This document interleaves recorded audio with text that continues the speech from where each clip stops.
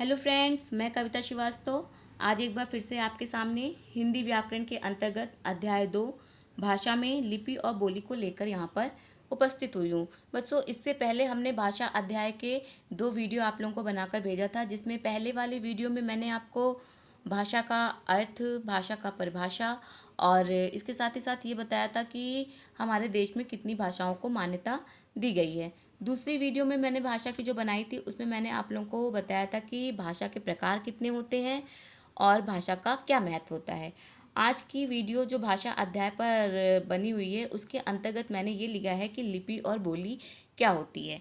तो बच्चों, अपना टॉपिक शुरू करने से पहले मैं आप लोगों से पहले की भांति ये कहना चाहती हूँ कि प्लीज़ मेरा वीडियो अंत तक देखिएगा और इसे लाइक, सब्सक्राइब और शेयर ज़रूर करिएगा। तो आइए देखते हैं लिपि क्या होती है। हिंदी व्याकरण के अंतर्गत लिपि की परिभाषा क्या होती है, लिपि किसे कहते हैं, इसको हम देखने के लिए यहाँ आगे देखते हैं लिपि की परिभाषा। तो लिपि की परिभाषा में बताया गया है भाषा के लिखने के ढंग को लिपि कहते हैं। हिंदी भाषा की लिपि देवनागरी है और देवनागरी लिपि बाएं से दाएं की ओर लिखी जाती है।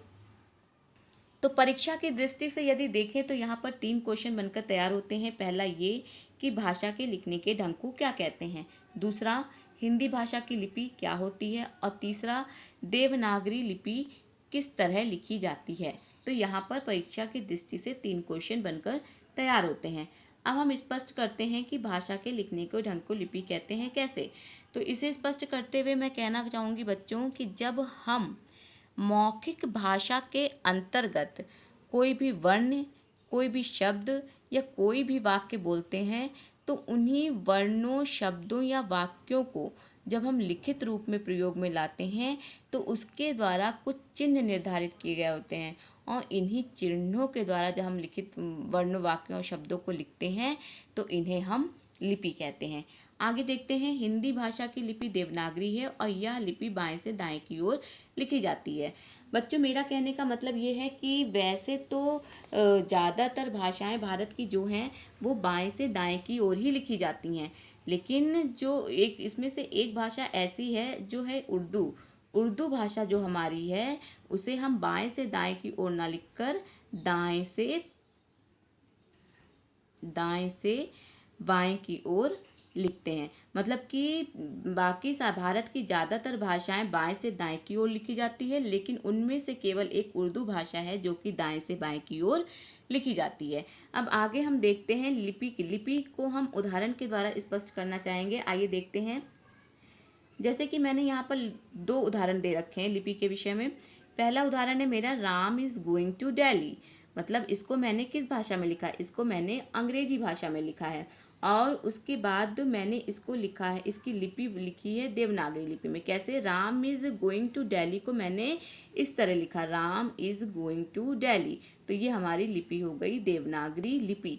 मतलब हमने हिंदी भाषा, हिंदी का प्रयोग किया लेकिन लिखा हमने अंग्रेजी में है, तो इसे हम कहेंगे देवनागरी लिपि। इसी तरह मैंने दूसरे एग्जाम्पल को लिया है। यहाँ मैंने हिंदी भाषा का प्रयोग किया है, मैं जा रहा हूँ। यहाँ भाषा कौन सी प्रयोग हो रही है, हिंदी, लेकिन जब इसी मैं जा रहा हूँ को मैंने अंग्रेजी भाषा में लिखा है मैंने मैं जा रहा हूँ, लेकिन भाषा का प्रयोग किया है अंग्रेजी, तो वो हो गई हमारी लिपि। इसी लिखी जो हमने मैं जा रहा हूँ को लिखा है ये हमारी लिपि बन गई और ये लिपि हमारी हो गई रोमन लिपि। ये रोमन लिपि जो है वो अंग्रेजी भाषा की लिपि होती है। इसको मैं इस तरह कहना चाहूँगी कि पहले वाले उदाहरण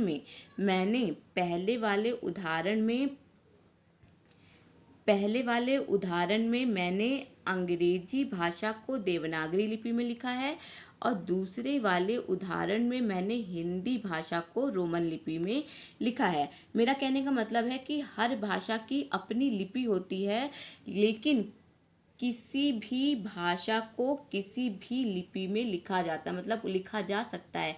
कोई भी भाषा हो उसको किसी भी लिपि में लिखा जा सकता है, उसे ही मैंने यहाँ पर स्पष्ट किया है। अब आगे देखते हैं विश्व की कुछ भाषाओं और उनकी लिपियों के नाम। बच्चों, यहाँ पर जो मैंने भाषा और लिपि के नाम की तालिका बना रखी है, इस तालिका को आपको याद करना पड़ेगा क्योंकि परीक्षा की दृष्टि से इसमें से भी एक क्वेश्चन बनकर तैयार होता है। तो आइए देखते हैं किस भाषा की क्या लिपि होती है। तो सबसे पहले हम देखते हैं हिंदी, संस्कृत, मराठी, इसकी लिपि होती, इन भाषाओं की लिपि होती है देवनागरी। दूसरा है पंजाबी, पंजाबी की लिपि होती है गुरुमुखी। तीसरा है उर्दू, फारसी और अरबी, इसकी लिपि होती है फारसी लिपि। चौथा अंग्रेजी, फ्रेंच, पोलिश, जर्मन और स्पेनिश, इसकी लिपि रोमन लिपि है। और पांचवा है रूसी, इसकी लिपि रूसी लिपि होती है। इस तालिका के अंतर्गत केवल हमने आपको भाषाओं और उनकी लिपियों के बारे में बताया है और इसे आपको याद करना पड़ेगा, क्योंकि इसमें परीक्षा की दृष्टि से एक क्वेश्चन बनकर तैयार होता है। आगे देखते हैं बोली किसे कहते हैं।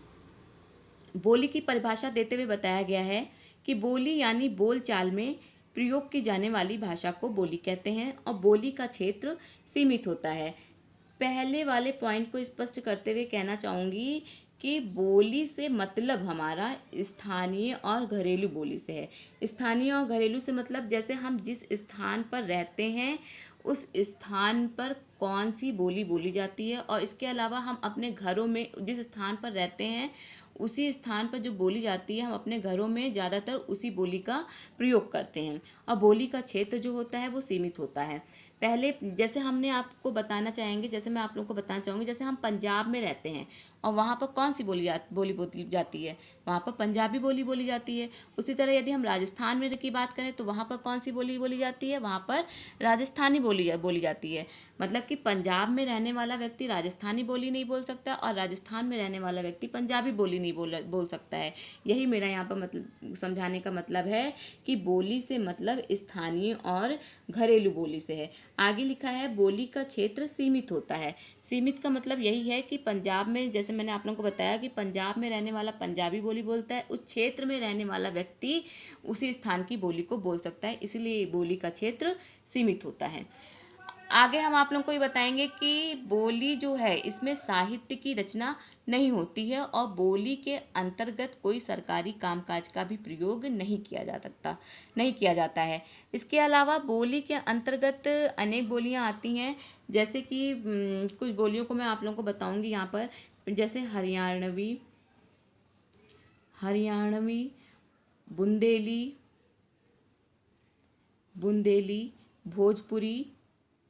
भोजपुरी, मैथिली, राजस्थानी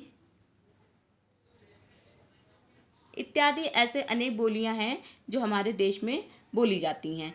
तो बच्चों, मैंने आप लोगों को आज यहाँ पर भाषा अध्याय के अंतर्गत बोली और लिपि के विषय में बताया है। बच्चों, मेरा आप लोगों को यहाँ पर एक बात मैं आप लोगों को और बताना चाहूँगी कि मैंने अपनी जो भी वीडियो आप लोगों को भेजी है वो बहुत छोटे छोटे एक एक अध्याय को कई कई भागों में बनाकर भेजा है। उसको बनाने का मतलब बच्चों मेरा केवल इतना है कि मैं चाहती हूँ कि आप लोगों तक जो भी चीज़ें पहुँचें बहुत संक्षिप्त और सरल रूप में आप तक पहुँच जाएं।